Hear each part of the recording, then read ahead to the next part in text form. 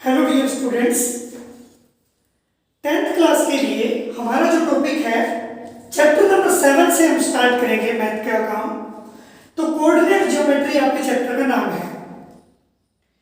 7.1 शुरू करने से पहले उसके जो बेसिक फार्मूला है वो मैं आपको बता देता हूं। डिस्टेंस फार्मूला,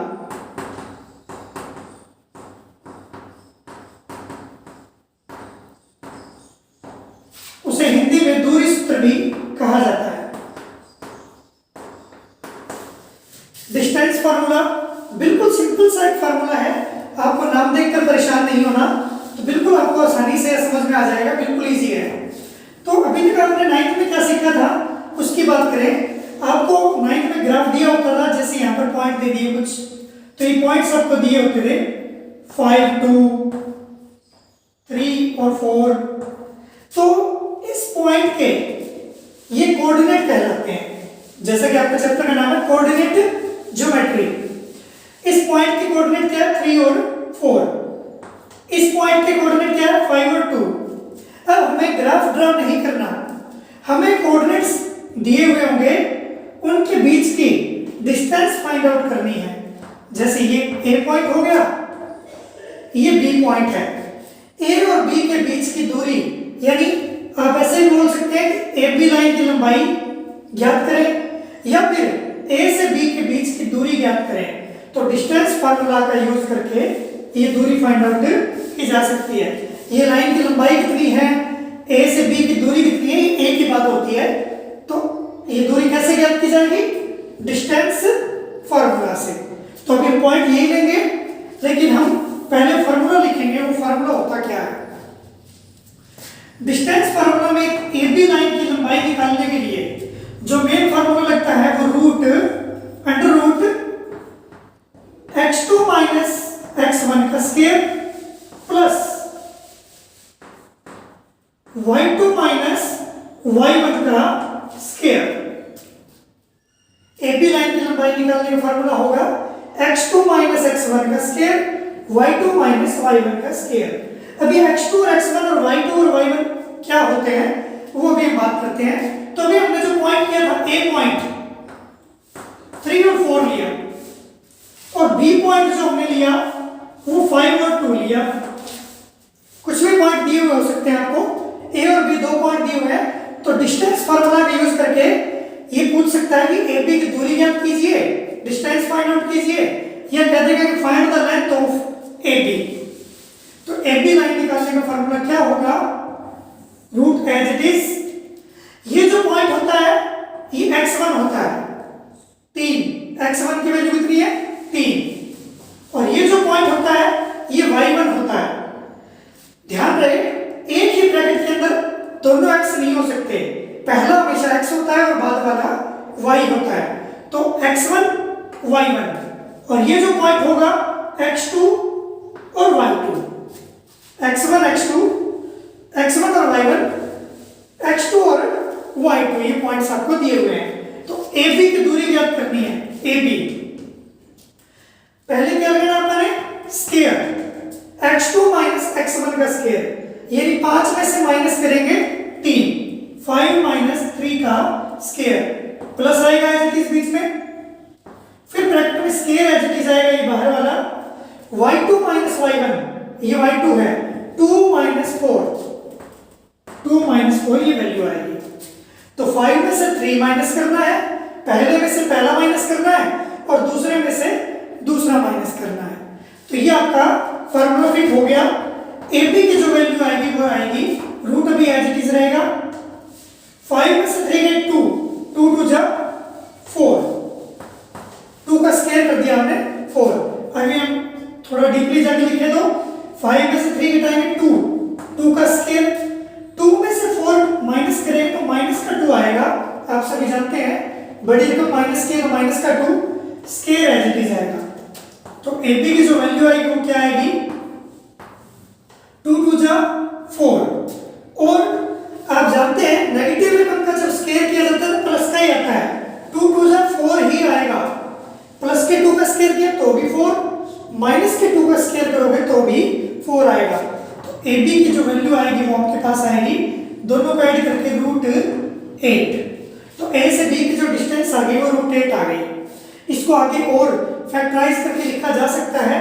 अब आप देखिए 8 को फैक्टराइज कीजिए, 2 पे जाएगा पहले 4, फिर 2 पे जाएगा 2 और फिर 2 पे जाएगा 1। तो रूट के अंदर दो के पेयर बनाए जाते हैं, दो में से एक 2 आ जाएगा, एक 2 अंदर रह जाएगा। तो जो पेयर वाला 2 आया है वो तो बाहर आएगा रूट के, और जो अकेला बच गया 2 वो अंदर आएगा। तो √8 को 2√2 लिखा जा सकता है। तो a से b के जो डिस्टेंस है वो क्या आई हमारे पास 2√2। ये आपका एक बिल्कुल बेसिक एग्जांपल था। अभी अब थोड़ा सा और डीप जाके इस एग्जांपल की चर्चा करते हैं। तो आप एक पॉइंट देखेंगे, आपको दिए हुए कोऑर्डिनेट्स p के कोऑर्डिनेट दिए हुए -3 और -2, और q कोऑर्डिनेट दिए हुए हैं 5 और -2। ये हमें कोऑर्डिनेट्स दिए गए हैं। तो कहेगा p q की दूरी ज्ञात कीजिए, यानी p q की डिस्टेंस फाइंड आउट करनी है। तो डिस्टेंस फार्मूला भी अभी मैंने आपको बताया था, x2 - x1 का स्क्वायर प्लस y2 - y1 का स्क्वायर, ये हमारा फार्मूला है। तो ये क्या होता है x1, ये होता है y1, क्या पॉइंट में x2 और ये y2। तो अब रूल के अंदर फिट किया जाएगा इसे। x2 - x1, जब आप p क्या ज्ञात करें तो q वाले में से p वाले घटाएंगे। p क्या ज्ञात करते समय q में से p, तो यानी 5 में से घटाना है आपने -3। x2 हमारा 5 है, 5 माइनस और -3 है, तो 2 बार माइनस माइनस आ जाए तो माइनस माइनस क्या होती है प्लस, और स्क्वायर एज इट इज, बीच में प्लस लगाना है और ये स्क्वायर एज इट इज आएगा। -2 में से घटाएंगे -2, तो पहले ये -2 लिखेंगे, माइनस का निशान लगेगा, और आगे अगर प्लस के करो तो 2 आएगा, लेकिन -2 तो 2 बार माइनस आने के कारण ये क्या हो जाएगा प्लस, तो ये प्लस का 2 बन जाएगा। अब आप देख सकते हैं p क्या हो, 5 और 3 प्लस के 8 बनेगा, 8 का स्क्वायर प्लस 1 प्लस के 1 माइनस के कट जाएंगे 0 का स्क्वायर, तो ये वैल्यू आएगी 8 8 जा 64, और 0 का स्क्वायर करेंगे तो 0 ही होता है, तो 64। अब देखिए 64 का रूट आप सभी को पता है क्या होता है 8 8 जा 64 का रूट 8 होता है। अगर सीधा नहीं करना होता तो आप इसी तरीके से कर सकते हैं जो भी मैंने बताया था। पहले 2 पे करेंगे 32, फिर 2 पे करेंगे 16, फिर 2 पे करेंगे 8, फिर 2 पे 4, जब तक ये 2 पे जा रहा है 2 पे करना है हमने। तो देखो 2 में से एक 2 आ जाएगा, एक 2 ये आएगा, एक ये 2, तो 2 के पेयर बना लिए, और उनमें से एक 2 बाहर आ जाता है, तो कोई बचा नहीं अक्षर वो नहीं आएगा। तो ये तीनों पेयर में है, 2 2 जा 4, 4 2 जा 8 आपका आंसर आएगा। ये रफ काम होता है, ये आपको नहीं करना बीच में, ये रफ नहीं कर सकते हैं। तो ये आपका एग्जांपल समझ में आया। एक और एग्जांपल की चर्चा करें तो फिर आपको कुछ सम दिए जाएंगे, वो आपने घर पे करने हैं।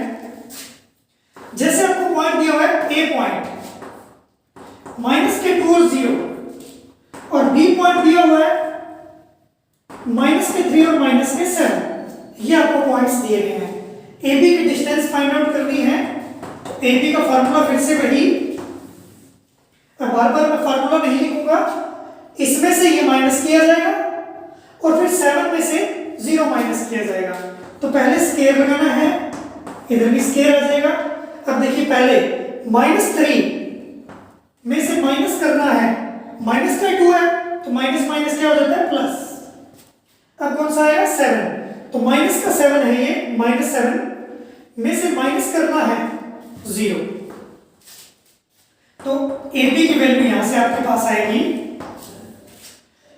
देखिए दोनों को 1 प्लस के 1 माइनस किया तो माइनस होती है, तो -1 का स्क्वायर, क्योंकि माइनस का 1 बचेगा और उसका स्क्वायर, बीच में ये प्लस, -7 में से 0 गया तो माइनस का 7 ही आएगा, उसका स्क्वायर। ए बी 1 का स्क्वायर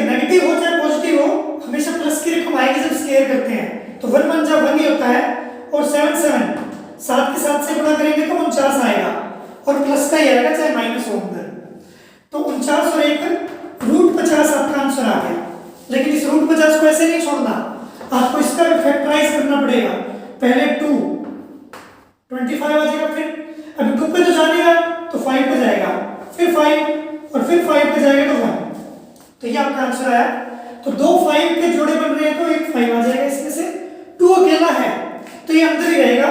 तो आपका देखिए आंसर क्या आएगा, 2 में से 2 5 का एक 5 आया, वो 5 बाहर, और रूट के अंदर क्या बचेगा, जो अकेला अक्षर बच गया 2। 1 का कोई महत्व नहीं है, तो 2 अंदर आएगा, 5 बाहर, 5 रूट 2 लिखा जा सकता है।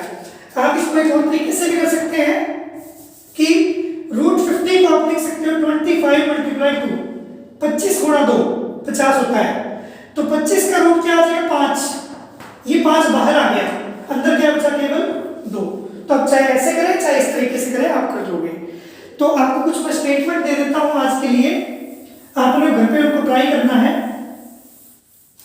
तो आपका जो आज का फर्स्ट सम है वो ये होगा, ए पॉइंट आपको दिया हुआ -3 और 4, और बी पॉइंट दिया हुआ है 2 और 6। सम नंबर 2, पी पॉइंट दिया हुआ है 3 और 0, और क्यू पॉइंट जो आपको दिया हुआ है, क्यू पॉइंट -2 और -2। और थर्ड सम जो आपने आज करना है वो आपको एक्स पॉइंट दिया हुआ है -2 और -1, और y जो पॉइंट दिया हुआ है 0 और -1। तो आपको ए बी की डिस्टेंस फाइंड आउट करनी है, पी क्यू की, और इसमें एक्स वाई की। ये 3 सम आज आपने करने हैं। Thank you all of you.